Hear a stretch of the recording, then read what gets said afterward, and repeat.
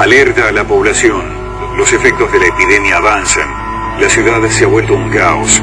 Se estarían viviendo horas de pánico en Buenos Aires. Solo en el día de hoy ya se han contado más de 500 víctimas mortales y se espera que la cifra vaya en aumento. La fiebre amarilla es una enfermedad que se transmite a través de un mosquito. Para ser transmitido primero debe picar a una persona infectada y luego a una persona sana. Se la denomina de esta manera, ya que la persona con dicha enfermedad toma un color amarillento. Durante los años de la presidencia de Sarmiento, desde 1868 a 1874, hubo una gran expansión de la actividad económica y de inversiones. Es un gran polemista, o sea, polemiza permanentemente y confronta mucho. Es un tipo que no tiene ningún problema en decir, con esta cosa de abrir la inmigración, claro, él se imaginaba que iban a venir que con esta cosa de civilizar, ¿vieron? ¿No? Civilización o barbarie, Sarmiento quería civilizar. Para él civilización era Europa, y no cualquier Europa, era Europa central. Cuando ve que se abre la inmigración y la Argentina abre sobre todo la inmigración y lo que llegan son inmigrantes europeos, latinos y más pobres, Sarmiento dice algo así como, la embarramos, metimos la pata, queríamos franceses y nórdicos de educación excelsa y nos llegaron italianos y gallegos, labriegos. O sea, es políticamente incorrectísimo. Hay una moralización sobre los conventillos que en alguna medida está en muchos de los miembros de la élite dirigente, es decir, los inmigrantes transmiten enfermedades porque no tienen hábitos higiénicos, porque son sucios, porque etcétera, etcétera. Hay como una estigmatización de lo extranjero. Los medios fomentaban la idea de que los inmigrantes habían traído la fiebre amarilla, pero en verdad, la principal causa fue que los soldados, luego de haber finalizado la Guerra del Paraguay, volvieron a Buenos Aires siendo portadores de la enfermedad. El Consejo de Higiene Pública había redactado un reglamento sanitario marítimo que no se puso en práctica por falta de aprobación del gobierno nacional. La falta de aprobación de ese reglamento creaba dificultades a la Junta de Sanidad.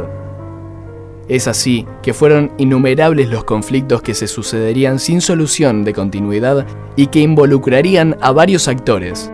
Con la fiebre amarilla, lo que antes era el viejo casco urbano de Buenos Aires, que es lo que hoy está en torno a la Plaza de Mayo, comienza un proceso de ocupación y de crecimiento de la ciudad hacia lo que en ese momento se llamaba Catedral al Norte, que es como hacia Retiro hoy en día.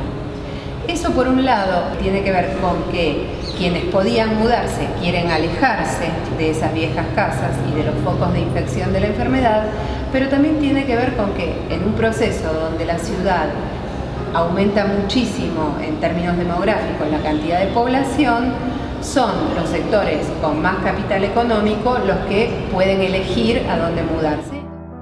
La solución planteada fue la adopción de ideas provenientes de Europa, corrientes como el positivismo y el higienismo. Los problemas traen también la búsqueda de soluciones, entonces es a partir de estos problemas que empieza también una preocupación por la salud de la población.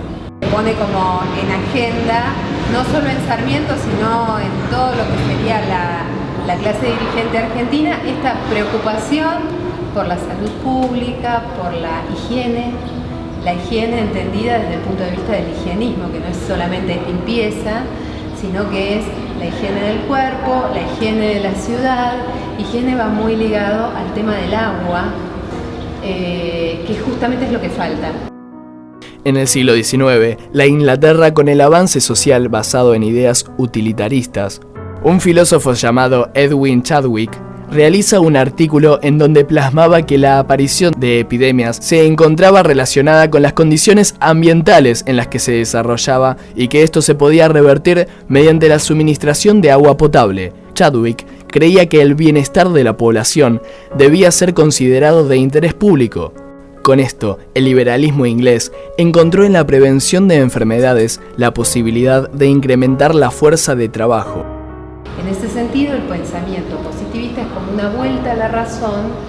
Lo que sucede es que es un pensamiento que tiende a ser profundamente racionalista en el sentido de que todo es división, circulación, la idea de que la ciudad es un sistema, por la ciudad se circula, la ciudad debe ser higiénica, cada uno debe habitar su casa, o sea, la ciudad moderna, como la pensamos a fines del 19, es una ciudad profundamente atravesada por el pensamiento iluminista y positivista en este sentido. Si uno mira La Plata, eso es una ciudad positivista.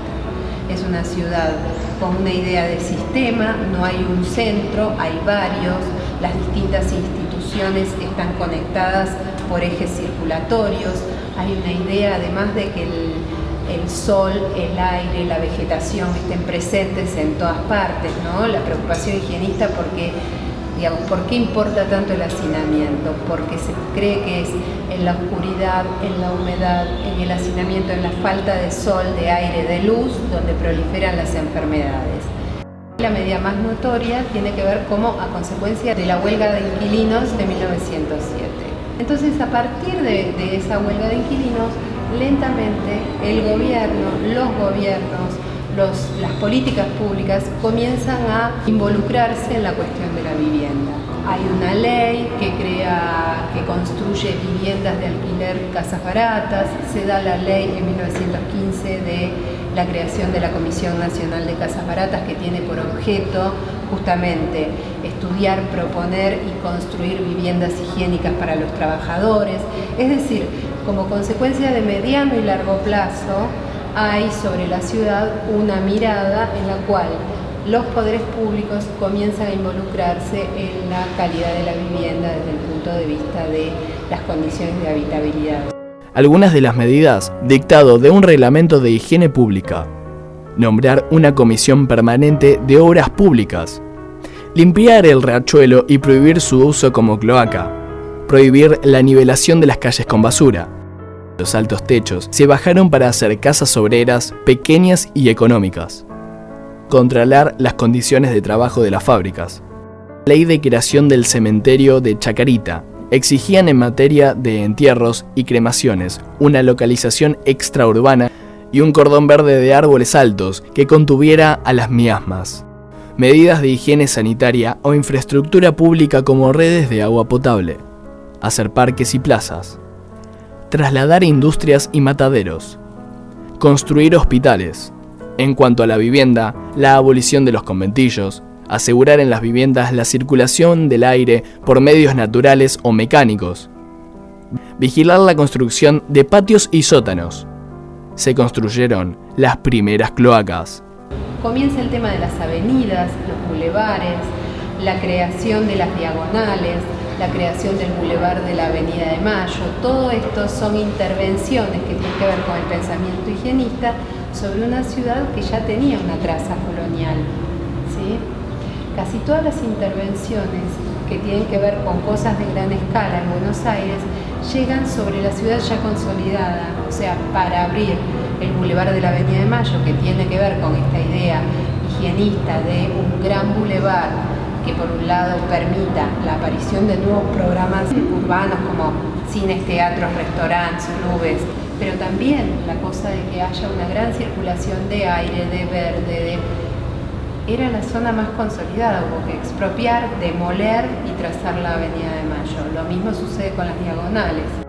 La planificación de barrios obreros hacia el oeste y el sur de la ciudad que se hace, y la contratación de expertos extranjeros ligados al pensamiento higienista que hacen distintos planes para Buenos Aires, ¿no? Como por ejemplo Bouvard en 1907, luego Forestier, que va a trabajar en el plan que termina siendo el plan del 25 de la Comisión de Estética y Edilicia. Esos dos planes están fuertemente imbuidos por el pensamiento higienista sobre la ciudad. Ninguno de los dos se aplicó del todo, pero los dos planes, tanto el de Bouvard como el de Forestier, dejaron trazas en la ciudad. El trazado de la mayor parte de las plazas y parques de Buenos Aires tienen que ver con estos planificadores higienistas. Las ciudades están en constante cambio para generar mejores formas de vida. Su infraestructura no es la única que aporta beneficios. A su vez, el espacio público cumple un rol muy importante en donde la sociedad coactúa entre sí y se relaciona en este.